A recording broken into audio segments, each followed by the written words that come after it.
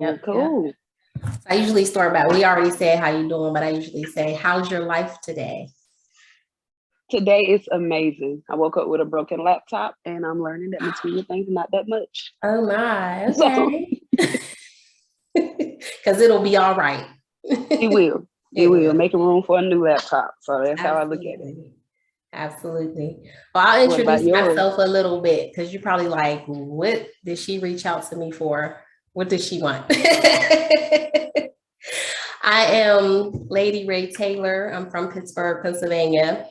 I'm a poet. And what I did was created this a poet scene just so I could get to know other artists everywhere. And so people can get to know who I am. And then whatever connections are made, I just wanted to, have the opportunity. Okay, that's pretty And cool. a young man I had a conversation with previously, his name is DL Mack. I don't know if you know him or not, but he Yeah. is the one who told me to reach out to you. Oh yeah, I know Darren. I know him. Okay, okay, good. We've done poetry together at Chill and Grill, and he did his family poetry event where he's from in Ravenel, and we went out and participated in that. Like, he's a really good poet. Okay, good, good. All right. I didn't know if you knew him. I was just like asking people like, who can you refer me to or whatever. So he mentioned your name. So I'm glad that we finally got a chance. And I do apologize again from the other day. I don't know why I didn't write it in my calendar, but that was my fault. It's okay. Yeah, it's okay. I was going to say, in the very first Monday, it was my fault. I completely did the same thing. So it is definitely okay. But I'm glad that you're here now. You are the first woman that I've had the chance to talk to. So I'm extremely excited. Ooh, that makes me feel really great. Yes. Oh, it is a lot of male poets that you're like, dang, man, I don't know.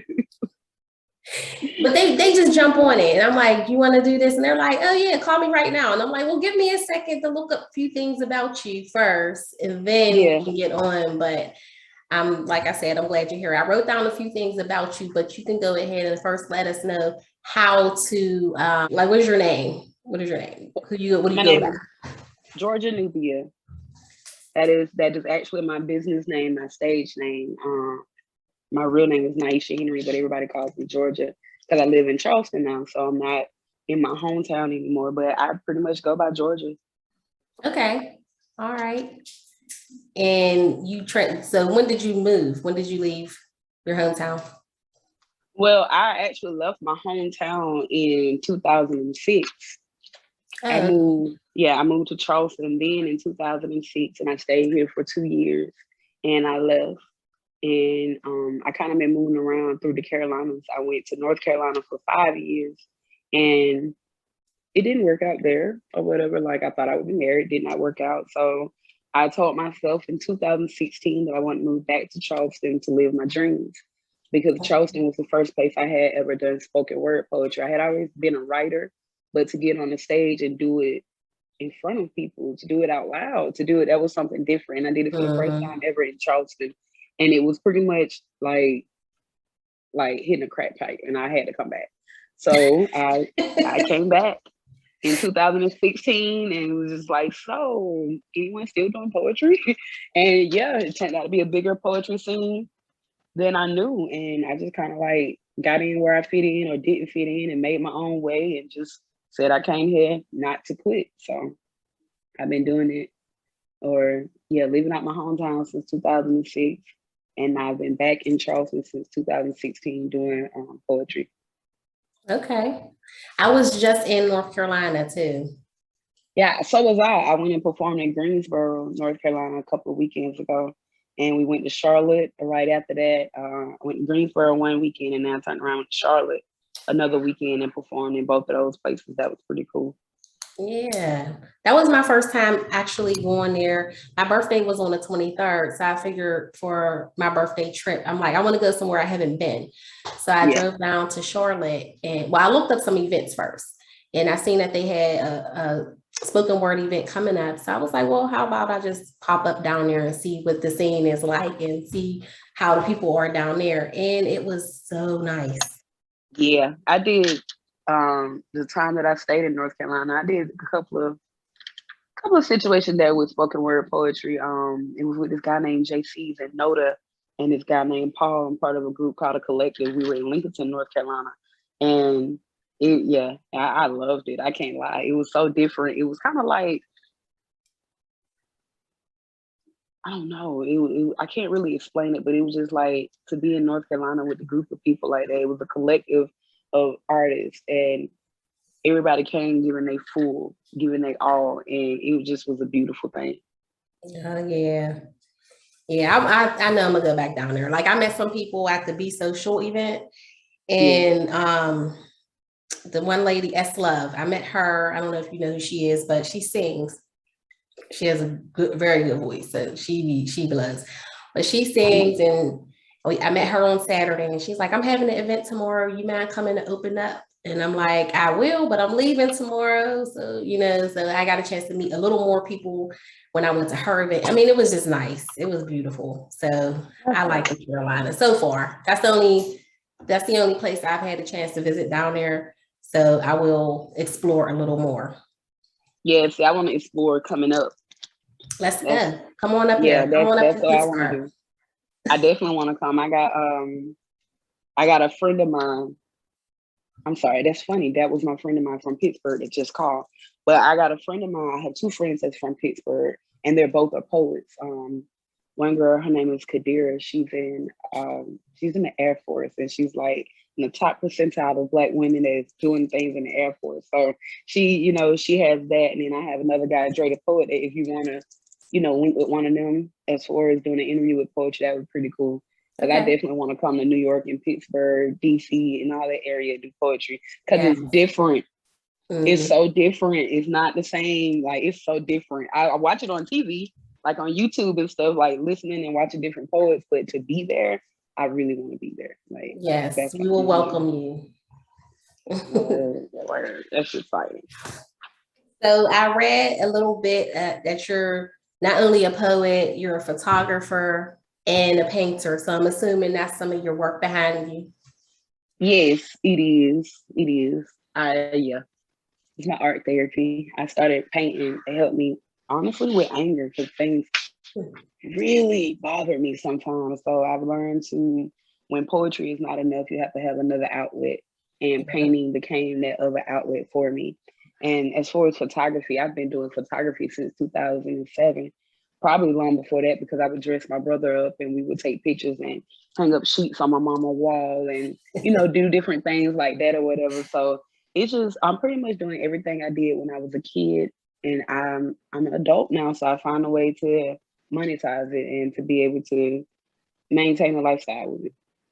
Good. Okay. Good to know. My daughter is an artist. She's a visual artist. She's in college for visual arts. So she paints a lot and is into the abstract arts and stuff like that. So I love all of that. I'm not good at painting and drawing, but I will do some little grade stuff.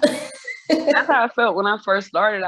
I ended up surrounding myself around different people that painted, and I would just sit and watch them. And one day the girl Kelsey was just like, "You should paint with me," and I was just like, "Girl, I don't know what I'm doing. You over there painting extravagant stuff. It looks amazing. What am I gonna do? A boat, a primary boat or something? I don't know.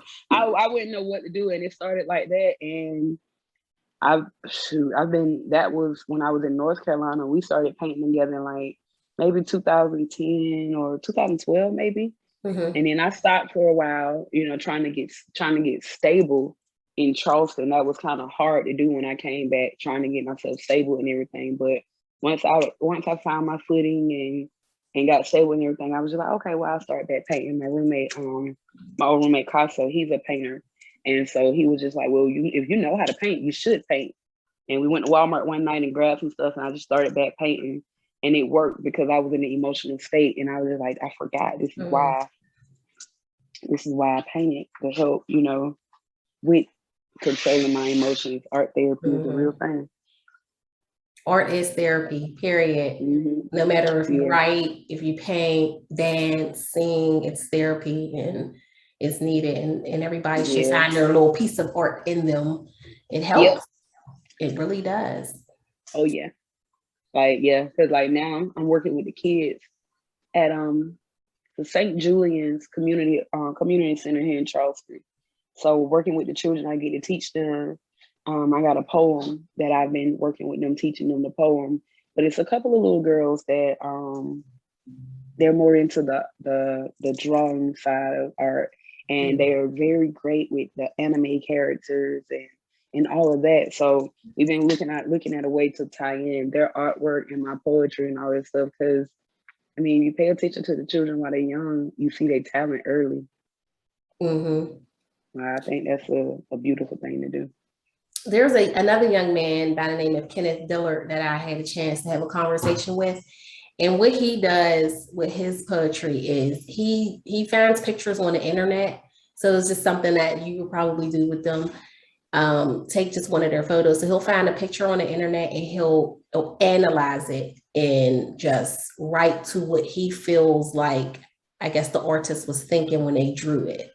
We're actually about to collaborate on a piece, something like that. But this will be my first time writing to a picture. So I think that, yeah, that would be kind of cool. Have them, I'll even do it. You can send me a copy or a photo of one of their pieces and I'll write to it. You know what I mean? Just like the vision and the writing. So yeah, that would be cool. And then I see you're also an author. Yes, ma'am. I've published 3 books of poetry since I started. In 2019, I published my first book. It's called The Heart of Georgia. It's a fairly short book. It was the first 12 poems that I memorized to perform over there. I think it was like 3 years that I had been doing it. Over the 2-3 years that I had started doing it. And kind of just wanted to see, like, I struggled with that one extremely well because I did everything myself. And once I got the hang of it, I was able to, the following year, I said I want to always put something out every year, whether it be something audio that's on all streaming platforms or whether it's a book. But my whole dream was to publish books and do stuff like that anyway. I had no idea it would kick off into this big thing and, all of this. So when it comes, I just like publishing books. And I've helped my friends do it. But Complex Compositions is my second one. I published that one during the pandemic. I did not know the world was going to shut down. And I published the book April 15, 2020. That was a whirlwind of success, to be completely honest. I sold out of that book so fast that I didn't even have copies. And I was just like, y'all, I got it. Like, and still to this day, I'm constantly selling out of that book where I always have to make sure I buy more copies. And I'm just like, dang. And that's my second book. And I thought at first, like, even my uncle, he was just like, how did I miss this book? I was like, because it was during the pandemic. No one was going anywhere. But everybody was ordering stuff online. So it was a big burst of I'm shopping with the Black community in 2020. So between my book and I made bracelets and earrings. So I pretty much sold out of a lot of stuff between April and August. Because August the 3rd is the National Day of Georgia. So I played with that and released things on that day or do different stuff. And so I did. I'm still shocked on how well I did. And then this year, this August, I released my third book, Affirming the Beast. And in that one, I actually added affirmations to it because I really believe in the power of words. And so affirmations have changed like everything that came down to my life because, I had to change a lot about myself in order to be Georgia Nubia and be able to work with kids and do all of this stuff. And sometimes it was simply speaking things into existence or speaking your emotions down. Like, to be totally honest with me and this laptop this morning, I'm very irked about it. I had to keep telling myself, like, you get rid of the old things to make room for the new. So affirmations has become a way of growth for me. So I wanted to share that with everybody else. So I put different affirmations throughout the book, and I also aligned the book incorrectly so that people could write their own affirmations or however they want to annotate the book. Because I'm an annotator. I would take a book and be writing all kinds of stuff like, man, they should have left me room. And I'm like, that's not even what it's for. So I decided to do that for this book, to make some of the font a little bit bigger, make some of it smaller, make it, over to the left, over to the right, so that people can write their own affirmation, because my affirmation may not fit your life, but my poem may touch you to write your own. So I'm doing a social media contest right now called Affirmative Beats, where people do 30 seconds of speaking great things about themselves, and I give away a free photo shoot. And this will be my second time doing it. The first time I did it when I released my book, but I don't know, it was so powerful. It made me feel good to see so many people speak great things about themselves that I wanted to run it back and do it again. And it ain't even about the book this time. It's about people knowing that you can speak great things into your life, and it's your power of your words can change your destiny. So yeah, that's my way of, I don't know, always trying to help people, I guess, or change the trajectory of the way people think about themselves. Because sometimes we look in the mirror and we don't feel good about ourselves. So if you can look in the mirror and say, I am powerful, I am, that's a beautiful thing to do, especially when you believe it. Yeah, we're hard on ourselves. Yeah, it is. I think that's something good too for the younger generation as well.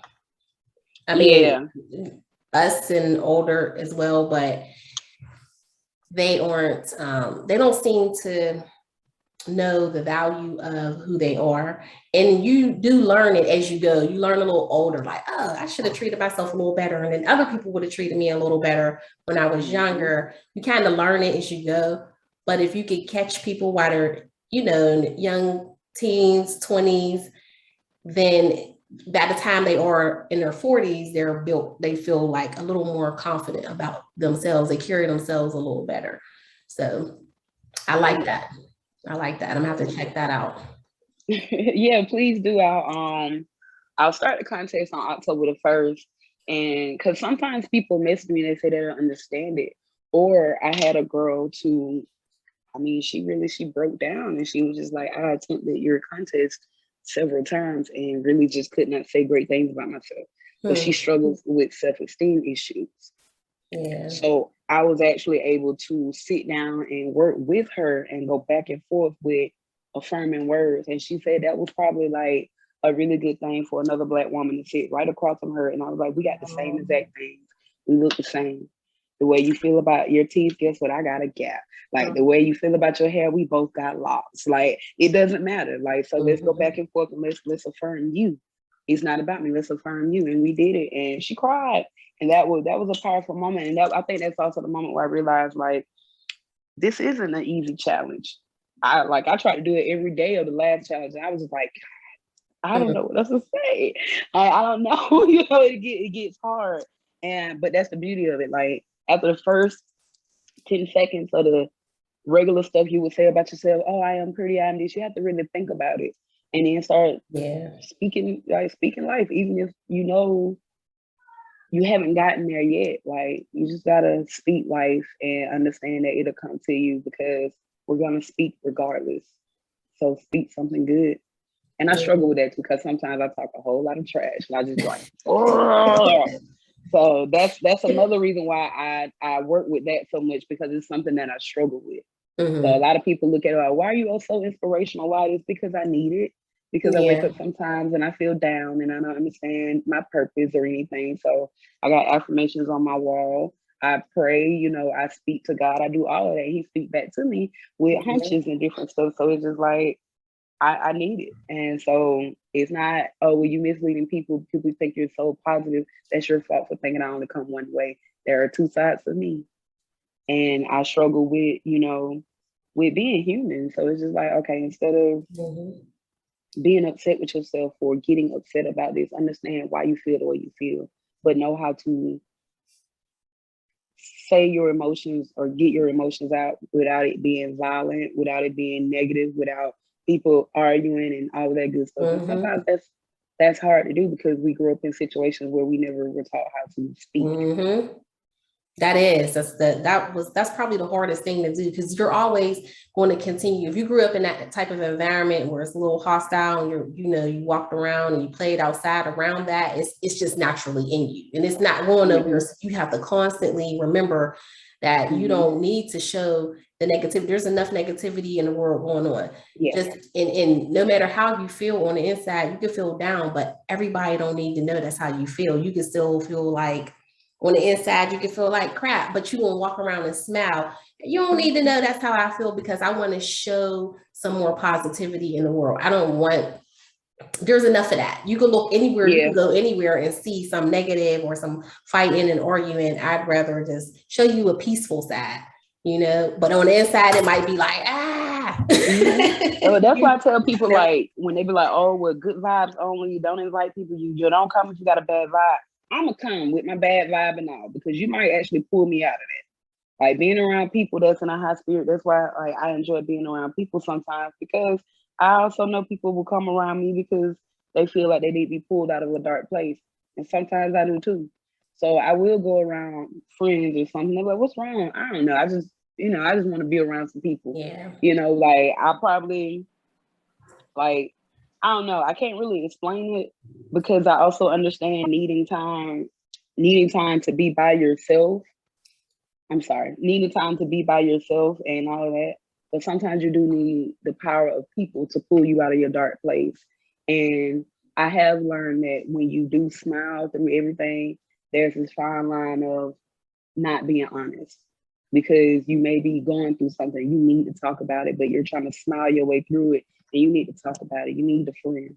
And that's why I feel like friends are important, because you may not trust everybody to say exactly how you feel. So you're gonna smile around them people, you know, I'm good, everything's fine. But you will need that friend that you can take your hair down, put your crown down, whatever, and just say, well, this is how I really feel. And they not judge you or make you feel wrong for how you feel. So I am glad that I can provide that safe place, and I'm so glad that I do have that safe place among my peers. You know, that is good. I just, when I'm feeling too down or anything like that, I choose not to be around people. I usually just isolate myself. And if I do go around people and I'm smiling, it's the people who know me very well that will be like, regardless if you're smiling or not, something's not right. Wrong. Yeah. And okay, then those people I may talk to, but everybody else, you're going to get this smile. You're going to get this smile regardless. Because I don't want to share. I don't like to burden other people with my burdens. That's how I kind of feel. Even though it may not be a burden to them, I'd rather just keep it to myself, you know, go and just, like I said, isolate myself, talk to God about it, give it to him, shed some tears, and I walk out. And it's usually the birth of a beautiful poem. Oh. That's usually the time where you come up with a beautiful poem, when you are isolated and you by yourself. And you're just like, I just really need to get this out.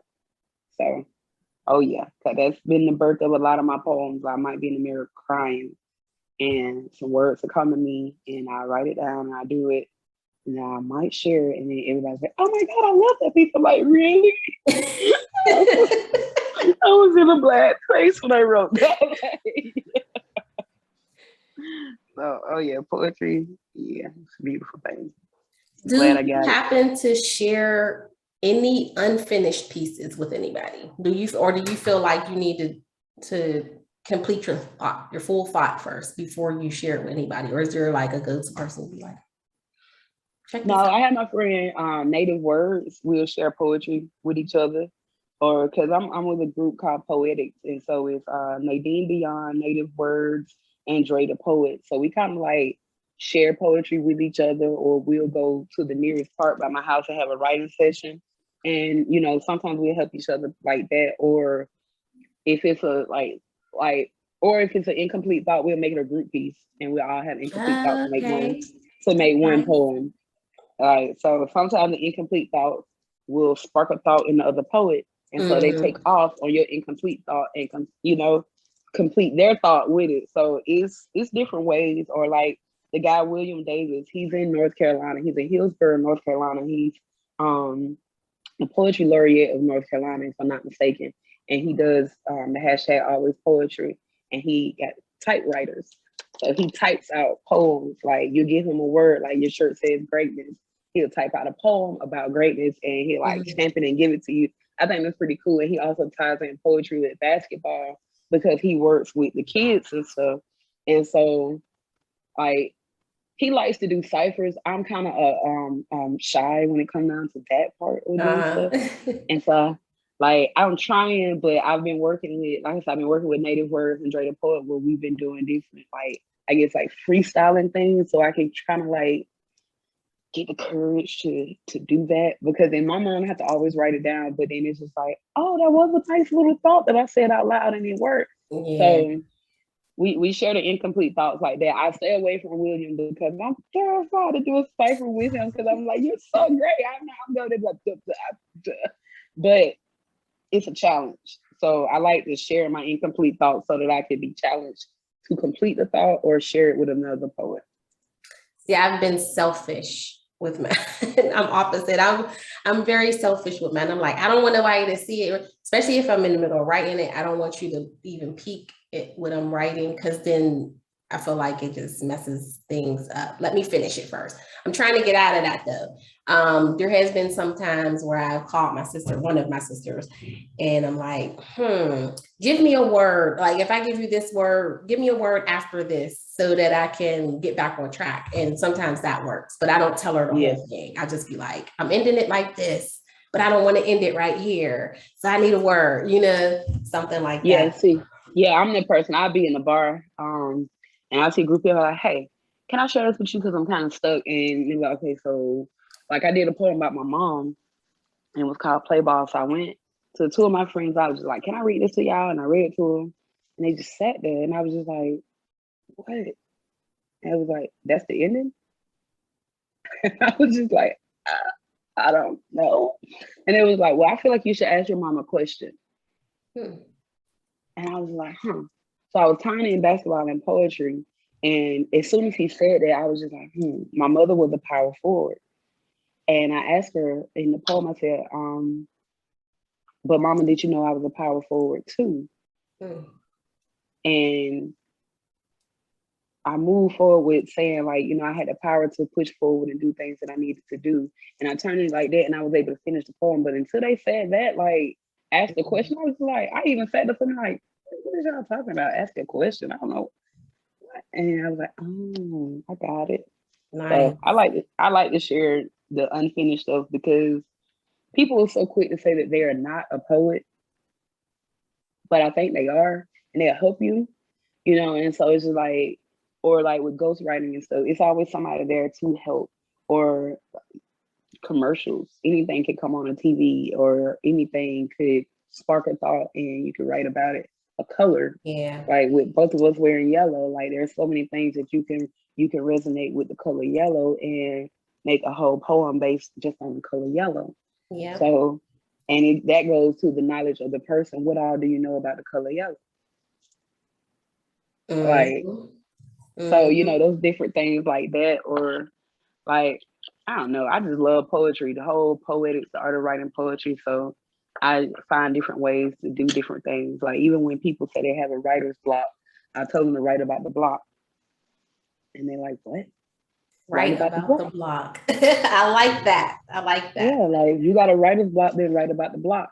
And I'm from the hood, so you can write about the block in any way you want to. You turn that block into, you're right. So now you could write about how you got a block in your hand. And now that block is yours, and you can write about it instead of having a writer's block. So, Georgia, you about to have me write about a block as soon as we have this call. You gave me an idea. All right, I like that. Like, it'd be fun. Like, you sometimes just gotta think of different stuff to do, because the normal way or the regular way of doing stuff is not just the way to greatness. That's not the way that it's gonna work. So you have to figure it out yourself. I don't feel like the word normal fits in with art. There's no there's no normal. Not at all. No way, shape, form, or fashion. Because everything is a canvas. One day it might be your outfit. So one day your body might be the canvas, and the next day it could be your hair, or it could be actual canvases. Right. So it's all types of ways to do art, and normal is not it. It's not. It's no fun. It's no fun. Nope. Do you have a favorite poet? Yes, I have a few favorite poets. Who's your Let's first see. your top three? My top three favorite poets would actually be, I like Maya. I grew up on her. Like I grew into poetry with her. She's always been one of the prominent Black women that people always like kind of like shoved in my face. But then as I got older and I went back and read everything, I was just like, yeah, I'm a huge fan of Maya. Because at first I thought it was something that was just pushed on me, but I love her. I love her poetry. I'm I love also a her fan. story. That Yeah, seems to be everybody's go-to is yeah. Maya. But I love her story, how she went mute Mm-hmm, for years after the stuff happened to her. And mm-hmm, that right there to me is amazing. And then, and then she has so much to say. It's mm-hmm. like Because yeah. And I've been thinking about writing a piece called The Silencing of a Black Woman because we go through so much. And a lot of times we do just walk around with a smile or the rest in peace face because Yeah. we've been silenced. And it's so much Right. that we got to say. So I definitely enjoy her story. I also enjoy her story as far as like with her and her mother. They Yeah. didn't necessarily get along. And she said, my mother was a good mother to me as an adult, but as a child, things were different. Yeah. And I relate to that extremely well. And so I love her. I love everything that she offered to our entire existence of Black female poets. Like just hands down, I love it. But then I also like Kanye West. Kanye West would be one of my favorite poets. I've always listened to his poetry from Def Jam, from Def Poets and everything. And I always love how he would come on stage and he would just, like, I don't know, Kanye would just own it. Like Kanye was the one who was just like, if you're gonna do it, Georgia. You can't play with it. You gotta do it. And even if others don't see it or others don't understand your vision, it was Kanye that was just like, do it anyway. Yeah. So I enjoy his poetry extremely, extremely well. And then Tupac. Oh, yes. Tupac is like, I honestly know more of his poetry than his music. And it shocks a lot of people because they're like, how you don't know this song? I'm like, because the same reason you don't know his poetry. Like I bought every book that had his poetry in it and I studied it. Like words that I didn't know, I found synonyms for them so I could understand. And it was just, I don't know, like I resonated with a lot of things he said. Like Jada is one of my favorite poems where he speak on love in the human form and how he spoke on having a love for her, or in the poem Nothing Can Come Between Us. I think he wrote that for either Elizabeth or John, and it was one of his friends that was on drugs and he talked about that. I'll Or have to look Carmera, that up. I haven't seen that. It's called that's in the Jada. book. Jada, he wrote a poem about Jada Okay. Pickett. So Jada, Jada, and it's in The Rose That Grew from Concrete. It's in that book. And then he has another book, I want to say it's called Thug Angel. And, like in his books, they take his actual notebooks. So you see how he wrote it and everything, and then they type it out on the other page. So to see that and to see how he doodled through the whole thing, or when he would say, he never really wrote out I, he would write out an actual I for I. And it was just different, or like his TS signature and all that stuff. I looked at that stuff so much that I got it kind of like down pat, but it was him that I wanted to do books. Like like I said, I can't really tell you much about the rap besides the stuff that might have came on the videos. But when it comes down to his poetry, I feel like that was how I understood him. And in the poem "An Event of My Demise," that was like one of the last poems he wrote before he passed away. And it like, I don't know, it's just, I stay away from writing about death, if that made sense, because I don't want to die soon. So it's just like, when you read people's words, you just like, okay. Some things I understand, some things I would like to understand more. But if I don't understand it, I feel like it's not for me because I can let somebody else read it and they completely understand it. Right. So it's just like, instead of me trying to, like, I guess, lean to my own understanding or figure it out, I do get that some things aren't for me. And between those three poets, I have learned a whole lot from him. Like I still watch the Kanye videos on Deaf Poetry, and Bittersweet is one of my favorite ones with him. And a lot of the poems that he did, he turned into music and I'll have to everything. look that up because I can't picture right now seeing him on stage, Kanye. Yeah, he did. I don't remember this. If you type on YouTube, because I watch Deaf Poets and it's the older ones, like because you got Black Ice on there. I love him also. Yeah, I remember Black Ice. I don't remember Black Kanye. Ice, Pat's Justice. Man, it's just a lot of them. And Kanye West, he got like 4 or 5 of them. One of them he is called Bittersweet, and then he got the one 18 years, but he turned that into Gold Digger, the song. But the poem is 18 years, and We All Fall Down. That song, that's a poem, and he performs them on there, and you can see how different he is compared to the other poets. Like on one of them, it was so funny. He came out with all the Louis stuff. He was like, "Why do you have that?" And he said, "These are my incense. You know, I'm coming to set the stage for my ambiance." And you know, he was just that poet that was just so cocky. Like he was just like, I know I'm about to do something different on this stage. I know you're gonna remember me. And it was him that put that in me. Make sure they remember you. Yeah, I like that. Kanye West definitely did that when it came down to poetry. And I feel like he's always been, like my boyfriend and I was talking about how he's always been sort of kind of like a Christian rapper, because throughout his career of music, he's always spoke about God. Always spoke about God. He just was always honest about his feelings too. So it's just like, I am showing that I believe in God, but I'm also showing you that I'm human and I have these emotions and I have these things that I'm dealing with. And although I'm an artist and I feel like I'm self-expression in the best way, I still struggle with it. So I felt like Kanye West, the more he does into outside of his poetry, I feel like it opened doors to have a conversation about mental health awareness. And I'm thankful that he opened that door, because he is a Black man in America. And despite whether you agree with him or disagree with him, he made it easier for Black men to say, hey, I have this problem. I need to talk to somebody. I need help. Yeah. I need help. That's how I feel, like you said, about him rapping and incorporating God. That's how I feel about DMX. Like I love DMX. I grew up just like loving all his songs. But a lot of his songs I just look at as a gospel song. But like, this is my favorite gospel song right here. Yeah. Him and Pac. Like, I'm gonna share this a little bit with you that had happened to me when I was in North Carolina.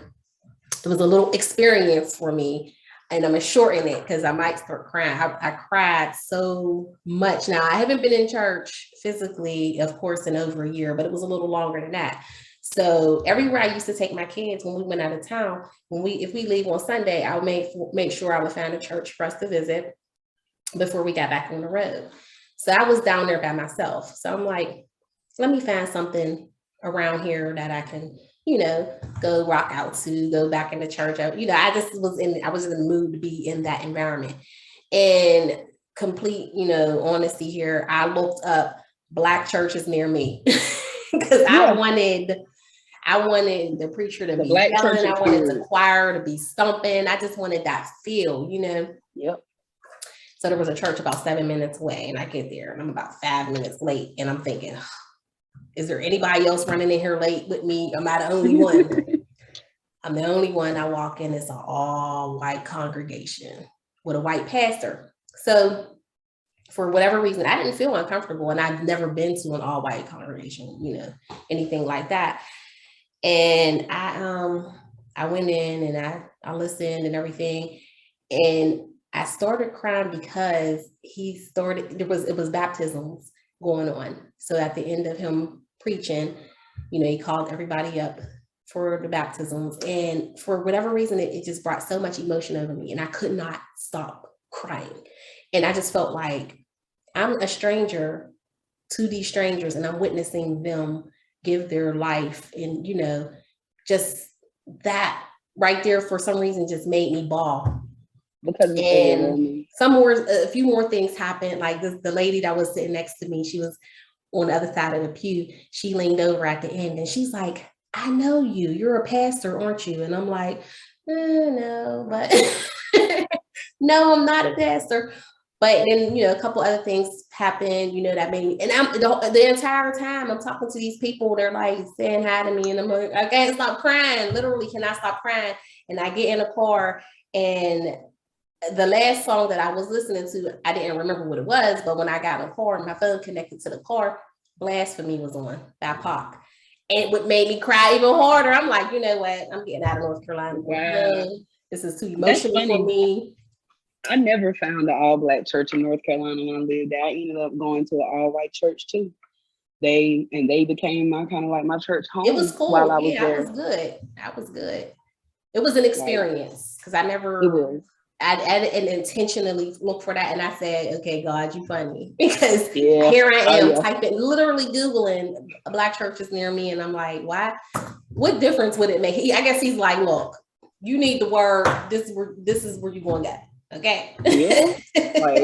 Yeah. I did learn a lot from going to the different churches. It just was so different. Yeah. I didn't even realize they sang the hymns different. Mm-hmm. Right. When we went to do oh man, I learned it there. It made me feel like I was in an opera choir or something. But they had this hymn that they sung, and I was just like, this is so far from Wade in the Water that I just don't know how to do it. And I'm like, I'm waiting on the claps, so I'm like, so we're not okay, I'm just gonna go back to the book. Like, it's different. Like, but every now and then one of the people would, I guess they would feel it and they'll start clapping and stuff, and he's like, all right, do I clap with them? But I had fun. It was very welcoming. Half of the church left though when I started coming. Half the church what? Half of the church left when I started coming. Yeah, that was weird because I didn't know why they left. They didn't make a big deal about it. They just stopped coming. And so the pastor's mom came to me and she was just, I just want to make sure everybody's treating you fairly here. And I was just like, what? She must have heard something. It's too country out here for y'all to be talking about treating me fairly. What is going on? There's too many trees out here. Are we okay? Is everything fine? And she straight up told me, she was like, people didn't like that I came. So some people left and they were okay with them leaving. And they just wanted to make sure that I was comfortable and that I would keep coming to church because they didn't stand for that. And I was like, okay. And I continued to go for the 5 years I stayed there. Wow. And those people helped me out with a lot of basically, you were sent there to chase out the demons. That's what she said too. She was just like, we didn't need them anyway. Mm-hmm. Like, they wasn't there for the right reasons. Mm-hmm. So she said they also had a problem with her son being a preacher because he was like 20-something years old. Oh, young. Yeah, he was very young. So he's just like, I went to school with Black people. What are y'all talking about? Like, what is wrong with That's a shame. I had fun. Yeah, that's them. That's fine. That made more room for me and my friends to come to church. For the people who really who's there for the right reasons. Like, you're not there. What are you watching me for? Yeah, I would take the neighborhood kids, and I was the only Black person. The neighborhood kids, they were white and Hispanic, but we all would go. Their parents would let them walk down because it was walking distance. So it was a unity thing. But I also learned then that, in which I had to relearn here in Charleston, unify with those that want to be unified. Let the rest do what they do. Yeah. So that's everywhere though. I think you just kind of, once you get a feel for the environment, it's like, am I welcome here? And if I'm not, am I going to continue to go somewhere that I'm not welcome, or are they going to flee? Because usually they flee. Yeah. Mm-hmm. Yeah. I tell people, quit. You can't move me at all. Once I plant my feet somewhere, you can't move me, and my presence is known. You would know I'm in the building. So hopefully your energy is right, because I'm blocking you if it's not. Okay. I'm surrounded by people. Like, I'm not. Nope. So all covered and everything, you Yeah.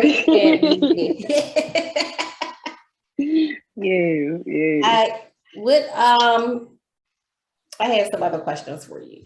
Okay. Which piece is your favorite that you could think of? I know you probably gonna have to scan your brain through so many, but what do you like? What comes up as the first one that is like, this is one of my favorite pieces? And what was your inspiration? Who or what was the inspiration behind that piece? Something that I wrote or another something person? You wrote.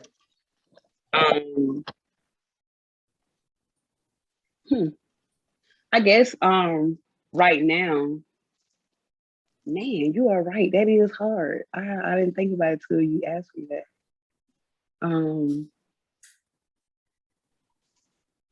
I think my favorite piece to do right now is Affirming the Beast. I wrote that piece last year in August. My mentor passed away, and my aunt, and they passed away within, I think it was within 20 days of each other.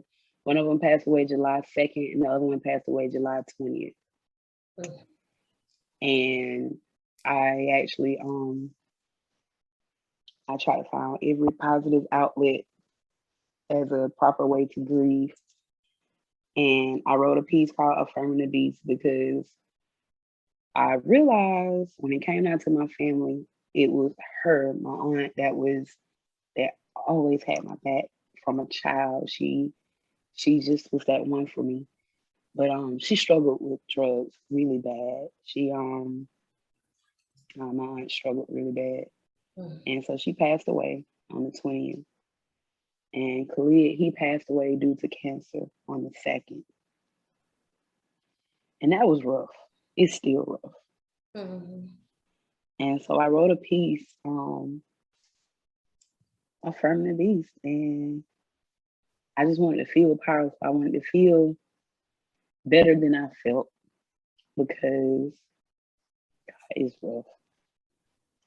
That's just the only way to put it. So when I wrote that piece, I didn't think about the book. I didn't think about anything else. And it came with a cadence and it worked. Like a lot of people love that piece. And so I stuck with that because I also started doing yoga to try to grieve properly instead of drinking because I have a drinking problem. So instead of drinking, I wanted to do something to make me feel good.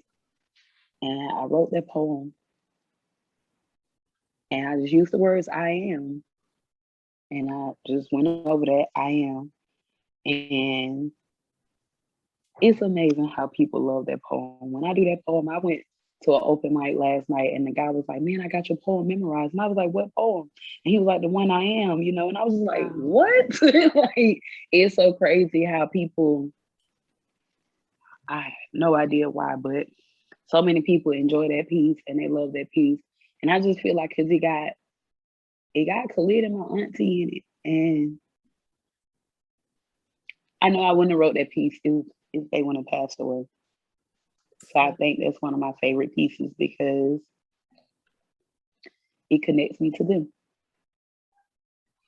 I commend you for finding another outlet instead of drinking. Like you said, you already know you have an issue with that. And you said, well, I'm going to find another way to deal with this. That's hard to do. And it takes a lot. It takes a lot to say, you know what? Because you could have taken the easy way out and just been like, I'm going to just indulge. So definitely wanted to. So I didn't drink anything in July, August. I don't think I really had another drink until September. So I mentally felt like I was in a better place or whatever. But I started doing yoga then. And yoga has been something that helped me with my emotions, because that's my biggest issue. I am extremely emotional. And when people tell me, oh, you shouldn't be like that, and I'm like, yeah, I should. There ain't nothing wrong with that. Like, I should be able to express my feelings. I should be able to let you know how I feel. I know how to properly do it too. So, you know, like, I take my emotions and I deal with them. I've learned how to deal with them. And I am okay with crying because people are, oh, I can't believe you crying. Well, guess what? It's me cry or I probably would act up. So, you know, so let me release. Let me release this in this type of way, because if it stays in me and become a rock, you're going to have to shoot it out. And I don't like rocks being in me.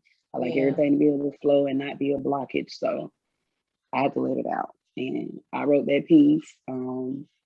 It actually became the third book title. I did like an album, sort of kind of like a poetry album. I have two of them on like all streaming platforms, and I'm trying to figure out how to do a poetry video for that one, because the more people know that piece and the more people say it, they also speaking great things about themselves. They're speaking affirmations about themselves. And it's just like, for that to be stuck in a person's head, that's better than them feeling like nothing. Yeah. Like, I think it's another way for people to speak life. Like I guess the chorus, like the part of it says, I am extraordinary, never ordinary. I am so incredible, it makes me edible. I am far beyond this world, so you know I'm dope. I am, I am, I am. And so many people remember that, and it's just like Black people, white people, all people. And throughout the poem, I'm talking about being a Black world woman, you know, living my dreams, and how I know some things can work out for other people, but it's gonna, you know, it's just, and that's the one poem I'm like, I thought everybody would like that poem, Hello Queen. And people do love to hear that. It's a feedback piece. You know, when I say Hello Queen, the crowd say Hello Queen. But sometimes they don't be want to say nothing. So it's just like, but when they hear I am, and I see people, like when I do get the courage to actually look at the crowd, people are saying it with me. Like, it's gotten to a point where one place I go perform, after I say I am, they say I am too. And I'm just like, oh, okay. All right, you know, so See, that's like, so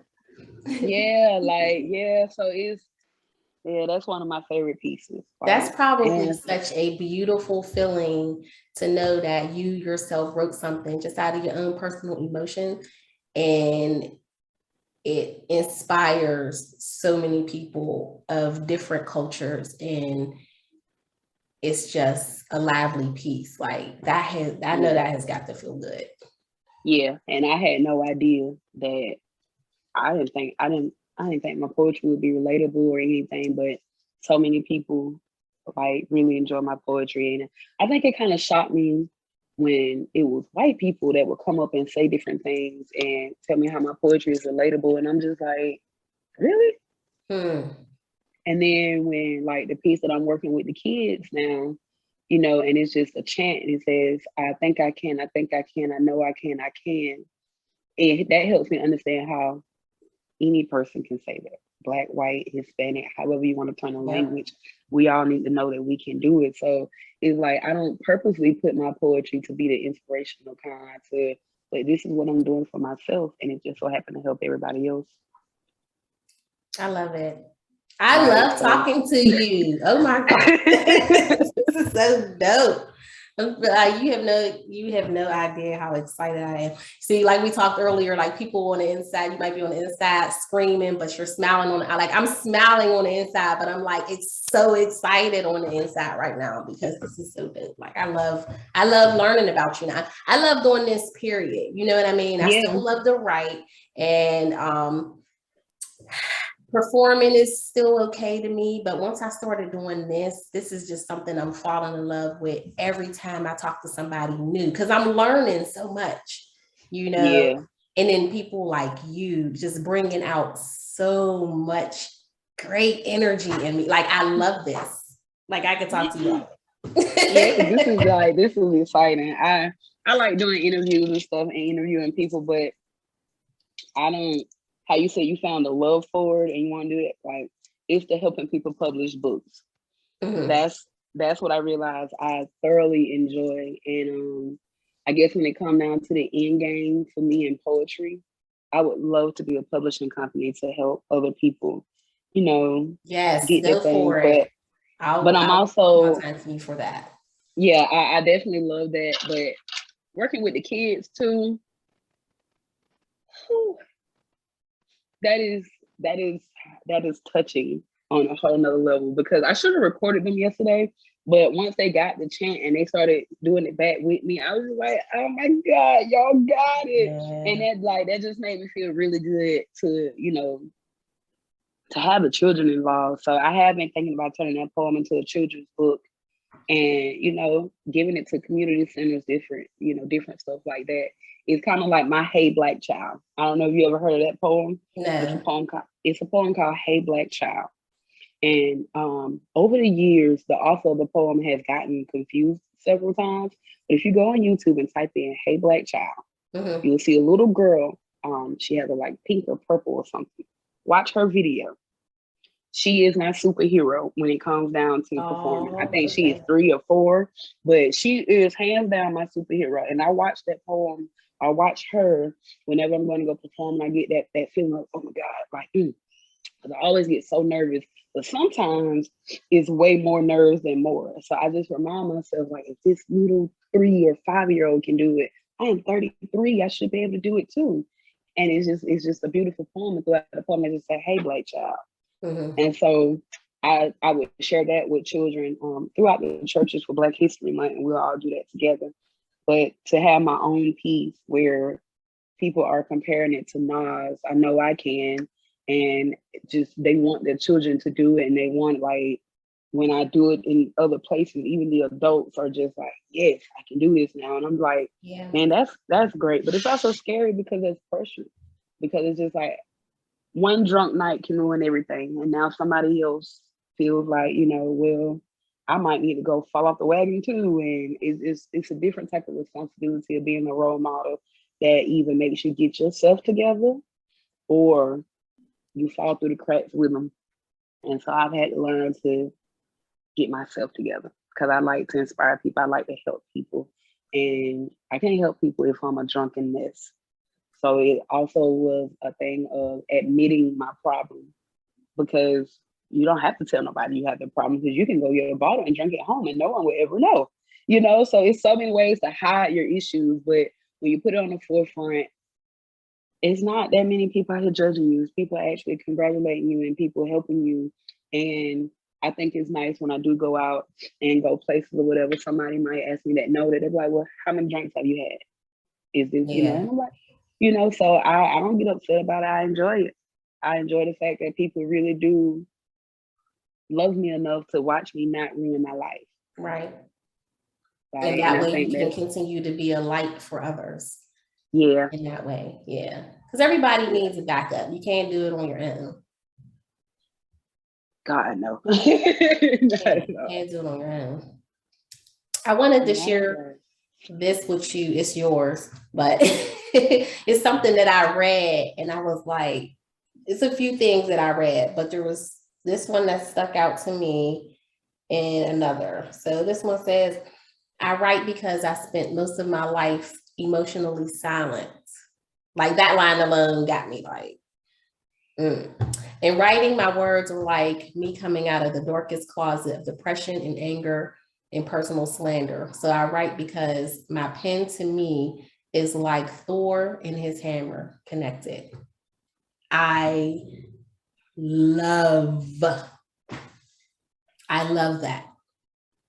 That says a lot. That says a lot. It's not very long. It's not a whole, but it's, to me personally, it says a lot, especially like that first line is like, yeah.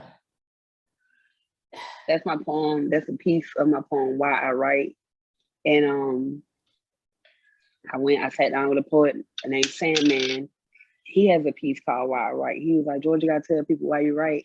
And we sat down for probably about a week and went over different things of why I write. And we wrote, and I wrote that. And he said the same thing. When he read, he was like, bro, that line got me. And I was just like, what? Like, I think that, and it's funny because a lot of times I kind of choke up on that part when I perform. On that one part. Because it's real. It's true. It's hard. Like, not knocking my mom and how things happen with us growing up, but when you are growing up in a household that says you're not supposed to ask questions, you're not supposed to ask why, do what I say do, all this stuff, you don't say anything. You do become a mute like Maya.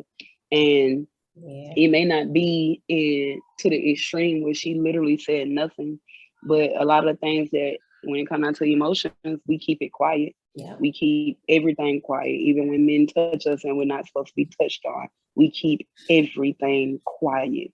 Yeah. And it's the emotions. So when we become adults, we don't know how to express ourselves. And that's probably why a lot of times children get beat the way they do, because instead of parents sitting down talking to them about what they did wrong so they can understand why and why not to do this, they just beat them because they're mad and they don't have a way to express themselves. Like, still to this day, trying to get my mom to talk about certain things, she just blocks it out. Yeah. She don't want to talk about it. She don't want to know how we turned out as adults, because that means she has to admit the things that happened as children. My mom is a victim of domestic violence, and that changed a lot for us growing up, but she told us we couldn't tell nobody.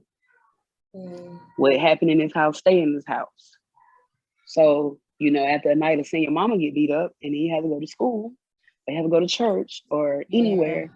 And when people ask questions, you just act like you don't hear them, or you just smile it away. It's fine, and it's just like, somebody please help us. My mama's getting her butt kicked. Like, and eventually he's gonna hit us. And that's exactly what happened. So I don't know, you find a lot of stuff that silence you growing up. And when I did start speaking my poetry, doing spoken word and all that stuff, it definitely changed me in ways where it's like, I'm not quiet no more. Like, I would be shy and timid going on the mic, and my friend Swisher would just scream at me, "Get loud, Georgia, get loud." And so it's just like, I feel it. Like when I speak my poetry clear and loud, like I feel it in a different way versus being afraid and kind of mute, so that poem, I love that poem too. But it's I do. Yeah. Like it's inspiring. I actually was sitting as I was like looking through some of your stuff. I was somewhere, I don't know, and there was a gentleman right next to me, and I was like, I shared it with him, and I was like, what do you think about, like, what's the first word that comes to your mind when you look at this? And I had it on my phone, and I said, read this. And he was like, inspiring and expressive. He was like, it's needed. And I said, I'm going to tell her you said that when I talk to her. So it's, and that's coming from the opposite sex. Because sometimes when we write, especially, in the position, well, most of the time when we write, it's something personal that we're expressing from our own personal views or life and things of that nature. And when other people get it, it's like, oh, you get this. I thought it was just in my head, but you get it. And so you wrote it and you get it and I get it, but I'm another Black woman. So when you show it to a man, it's like, oh, you get this too? Oh, okay. Yeah. Show it to a white woman, you get this. And it's just like, it just brings more and more excitement. So thank you. Thank you. And another one, this one here says, and on this journey, I walked into the woman I'm destined to be, walked into the gardens of my planted seeds, and each flower is beautiful in its own way, representing each gift I decided to slay, representing each blessing coming my way, representing my ancestors, I'll say. Yeah, that's on the back of my book. Yeah, I like this. I wrote that one. Honestly, I think I wrote that in like 2016, 2017. I wrote that a long time ago, and then I kind of like lost it. And I was going through poems like to put in my book, and I found it again. I was just like, oh, I forgot I wrote that. I said I should put that on the back of the book because I don't have a car. So I walk a lot of places. I walk to do a lot of things. And I put it on the back of my book, on the back of my Affirming the Beast book. And like it kind of put me in a place of something that I've written, just from the part where you're saying, you walked into the woman you're destined to be. And I'm gonna apologize for, the cadence of it. I'm reading it probably. No, that's fine. Yeah, that's right. I had I have two books. My poetry is private, and then the other one is Creating Therapy, a book of compendious stories and poems. And in that second book, I have a book, a piece titled "Evolved Woman." And when you say you walked into the woman you're destined to be, that sums up my entire poem, because I'm going from telling you I'm an alcoholic to where did I go from? I went from I'm an alcoholic to I'm a bad bee to I'm a hoe to I'm a victim, I'm a believer, and I am a mommy. And in each stanza, I just take with that I am part, and I just kind of flip it at the end. Like, I don't care, but I do care. You know, it's just like I am. I'll just share with you one part, okay, so you can get what I'm saying. When I say I am a victim, not intentionally, I just happen to be in love and attached to the one who beats me. The verbal abuse overpowered the physical. So when my bruises healed up, I was left with the mental scars of him telling me my worth and how I'm not enough. I went from a victim to a vice. That food, that weed, that sex saved my life. Without it, I wanted to end it. A gun, I couldn't do it. Maybe with a knife. I just wanted to cut this pain out of my life. Then he wins. I can't do this. I must erase the images of his angry face. I must forget the feel of my head hitting the wall. I must remove his voice laughing as he says, the streets raised you, you ain't gonna never be shit. I feel suffocated with hate. So when I cry, he removes the hate with a forehead kiss and lies of being in love. I exhale. I stay until I leave. I'm lost. I have to find me. Oh, that's so dope. Now you make me cry again. That's so dope. So that's just part of the journey. That was just a part of something, you know, when you just go, you just take pieces of it. Like it's, yeah. That is, yeah.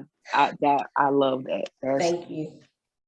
Hands down. Like when you started, I was like, oh my God, my whole mouth dropped. I'm like, that's crazy. I met a poet in Greensboro who got a poem about forehead kisses. Like, and then there's another poet here. Her name is Octavia. She made earrings and stuff too. And I swear everybody wants to call me right now. And like she makes earrings and stuff too. And she has a piece. I read it. I can't remember who was going over poetry together or if I read it out her book. But she had a piece about a woman evolving. And even in my poem, Affirming the Beast, it says, just like the earth, I am here to evolve. Like, I think that's like, yeah, that's so beautiful. That's nice. I see how that, like, yeah. That. Yeah, I see why, that's nice. I like that. Snaps, girl. Thank you. I gotta get that book too, because I want to read it as well. And I'm going to ask you this last thing here. What accomplishments thus far are you the most proud of? Yesterday. Yesterday. That was not a proudest moment in all this time I've been doing poetry than to have those children to recite my poem back with me and have one little girl to, Miss Georgia, I want to know the whole poem. And, you know, when we got her to get the first stanza, and she was like, I can turn my dream into a reality. Because more than anything, I believe in me. Like, to hear them children do that, hands down, that was the best. Like, I probably would talk about that forever. Like, that was the best moment I've ever had with doing poetry, because, like, I've worked with kids before, but, you know, they did their own poetry or I taught them somebody else's poems. But this is what I wrote for myself to keep going. Yeah. Because I quit my job in April to do this full time. So this is what I wrote for myself to keep me going. And for these children to take it into that hands down, that was my biggest accomplishment, because it had to be about 15 kids just screaming. And they got it. And for the ones that couldn't get it, the little girl, she said, hold on, do you say I think I can once or twice? I told her, you said it twice, and she counted on her fingers. She's like, I think I can, I think I can, I know I can, I can.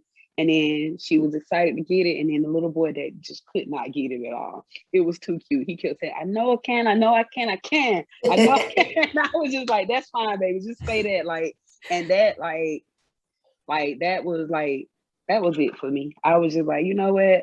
I don't know if money comes with success and accomplishments, but if I don't never do nothing else, like that was it for me. Like them kids, like wow.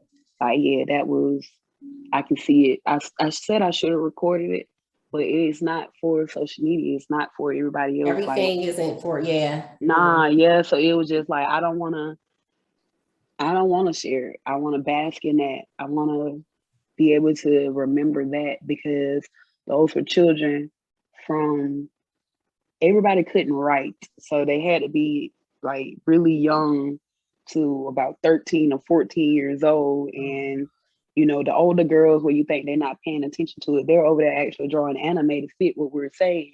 And it was just beautiful. I had so much fun with those kids. And that's probably the highlight of my week when I go and work with them. I love that. As of now, that they are my biggest accomplishments. Now, if I can get them to memorize the whole poem, then I'm like, yes. If I can just get one child to memorize the whole poem and every other child say the chant, that would be perfect for me. Like, so that is, that's my biggest. And they'll get there because they have no fear. You know what I mean? They didn't live long enough to experience any type of fear. That's why when we get on stage, we have that nervousness to us that most kids don't, because they're like, oh, you want me to say this? All right, I got it. And they go up there and they just real courageous and they just go ahead and do their thing. I love that. And I've also learned that all children are not forefront kids. Some kids don't want to be, some people are naturally shy. And you can tell by a child that they're naturally shy. So the few of them that I walked by, and she was like, one little girl, she touched my leg. She said, please, Miss Georgia, don't make me do it by myself. So I didn't. I did it with her. Yeah. And we did it low until she got it. And then when she got, she's like, I got it, you know. So it's just like, I don't know, man. I said, man, they're gonna be like, why are you crying? Don't worry about it. It's okay. like these are happy tears. Yeah, I definitely enjoy, like, when I got back in the car, I was so excited. I was like, Fred, they chanting with me, and he was just like, oh God, here we go, because I get excited, and I'm like, oh, this is exciting. So, that is my biggest accomplishment, to have children to memorize my poetry, and not just any poetry, but a poem that's letting them know that if you think you can, you know you can, you can. Yep, I love this. Oh my God, I enjoy talking to you so much. And I'm going to keep in touch with you, and I'm going to, be asking you questions. I know I could definitely learn a lot more from you. Okay, so don't be like, you getting on my nerves, because I'm going to get on your nerves. No, we definitely can do this again. Absolutely. Please, let's do this again. Absolutely. And I have a list of poets that I could send you that would love to be interviewed. I have at least 7 or 8 poets that I know. Okay. This thing is saying it's unstable. I don't know why. I don't know. Yeah, I'm about to say it's breaking up. Okay. All right. It ain't just me. Well, again, thank you so much, for your time, because time is precious. Okay. So I appreciate your time. Until next time, love. Peace to you. Peace to you. Thank you. Thank you.